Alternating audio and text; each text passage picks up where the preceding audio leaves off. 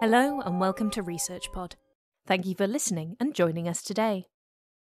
In this episode, we learn about the HPV study undertaken by Dr. Roanna Kessler of Johns Hopkins University in Baltimore, USA, and John Gentile of Medical Logics LLC. Human papillomavirus, HPV, is the most common sexually transmitted infection globally. It can cause genital warts and several types of cancer, including cervical, anal, penile, and throat cancer. Although an effective and safe vaccine against HPV infection has been available since 2006, vaccination rates in the US remain low. The fact that more than 80% of sexually active people will be infected at some point with what is nowadays considered a preventable disease has led Roanna Kessler and John Gentile to accept the challenge of improving vaccination awareness and increasing vaccination rates among college students. HPV infection is caused by the human papillomavirus. Many HPV infections cause no symptoms at all, and 90% of them resolve spontaneously within 2 years. However, in some cases an HPV infection can result in genital warts, precancerous lesions, and some types of cancer, including cervical, anal, penile, vulvar, vaginal, and throat cancer. The most common type of cervical cancer, squamous cell cervical carcinoma, is entirely attributable to HPV infection. HPV subtypes linked to cancer are called high-risk subtypes. 2 specific strains, HPV 16 and HPV 18, account for 70% of all cases. The HPV 16 subtype specifically is responsible for almost 90% of HPV-caused oropharyngeal cancers.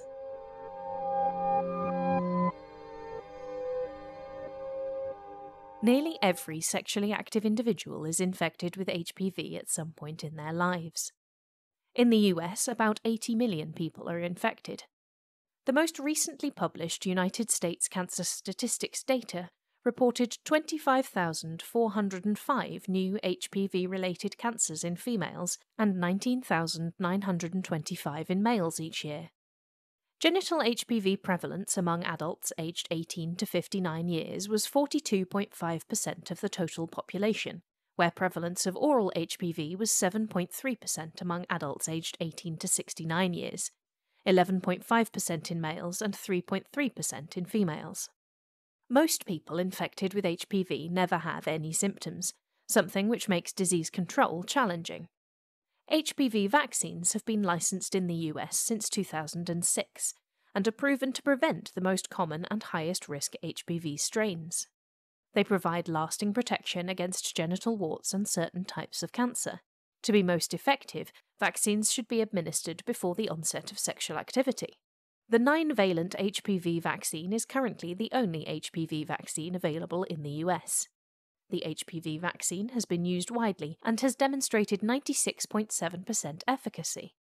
It is also a very safe vaccine, with the most common adverse side effects being pain, swelling, and redness at the injection site. Previous studies have already shown a significant impact of the HPV vaccine in the young adult population. Prior to the introduction of the vaccine in the US, the rate of HPV infection in females aged 14 to 19 years was 11.5%, compared to the post-vaccine rate which has declined to 4.3%. Similarly, in females aged 20 to 24 years, the rate of HPV infection went from 18.5% to 12.1%. The infection rate in males post-vaccine introduction was reduced to 1.8% among those aged 14 to 19 years and 4% in males 20 to 24 years.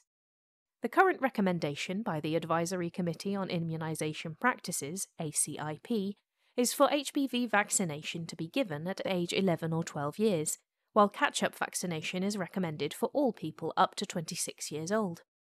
Informed clinical decision-making is advised for adults between 27 and 45, especially those with risk factors for HPV infection, such as new partners or conditions that suppress the immune system.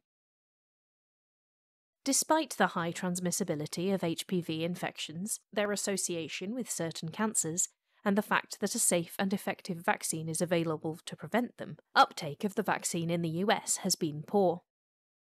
In 2017, the percentage of adolescents that had had the complete HPV vaccine series was 51.1%. The reasons behind these low rates are various, and a number of measures to tackle them have been tried, including information campaigns, the elimination of financial barriers, and school-based vaccination programs. These have only been temporarily successful and inadequate when used on their own. With these challenges in mind, Dr. Roanna Kessler of Johns Hopkins University in Baltimore, USA, and John Gentile of Medical Logics LLC designed a study to put a number of methods to the test, with the aim of creating a strategic toolkit that could be used in universities and colleges around the world to increase HPV vaccination rates and prevent HPV-associated cancers. The target population of this study was college students between the ages of 18 to 26 years who visited the Johns Hopkins University Student Health and Wellness Center, or JHU-SHWC. In a typical year, the health center is visited by approximately 5,000 students and has a total of around 15,000 appointments. A multidisciplinary team of experts met to develop an HPV vaccination toolkit and to discuss the barriers to HPV vaccination more generally. The final toolkit combined ideas for interventions that had previously been recorded as successful in the scientific literature, including educational materials, electronic medical record, EMR prompts, and clinician education. If successful, these strategies could be shared with other college health centers to serve as a foundation for their local HPV vaccination campaigns.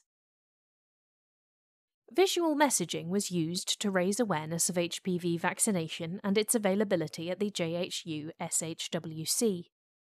Several types of visual messaging were placed throughout the Johns Hopkins University campuses, including brochures, posters, and yard signs. There were also 8 videos without sound broadcast on monitors in various locations on campus. All visual messaging materials provided information on HPV disease and vaccination, and a call to action to contact the JHU-SHWC for more information.